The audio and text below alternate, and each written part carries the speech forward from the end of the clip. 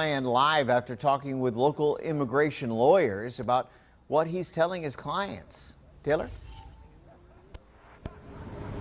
Well, Kurt, the immigration attorney that I spoke to says that his office has been slammed with calls, and as his office is helping those who are directly affected, he wants people to be up to date on their rights.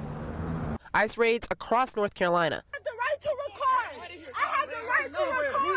And it's sparking conversations about immigrants' rights right here in Virginia. If you drive around Richmond, you're bound to come across one of these signs. ICE is not welcome here, a sign in front of some businesses and restaurants. But the sign doesn't guarantee ICE won't be let in. Pedro Diaz with Dyer Immigration says federal agents are allowed to enter the public spaces in businesses and restaurants. ICE can go to public establishment, private establishment, and they can do inspections in the public side of that establishment, but of course they cannot go to the private part of that establishment because there is an expectation of privacy. Diaz says people who try to interfere with federal agents could face legal action. If ICE had like a reason to be there, a warrant to be there, administrative warrant in this case, to be to the public in the public side of the private establishment, and a business owner opposes that, they can be held liable for not cooperating with that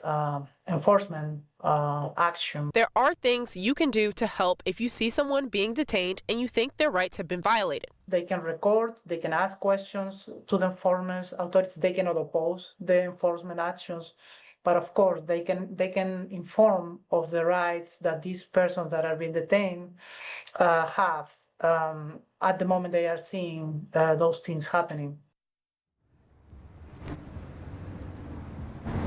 Now, there had been a uptick in ICE arrests over the summer in the Richmond area, but there's nothing to suggest that a federal operation like that, like what is happening in Raleigh and Charlotte, is coming to this area. In Richmond, Taylor Bryan, 12 on your side.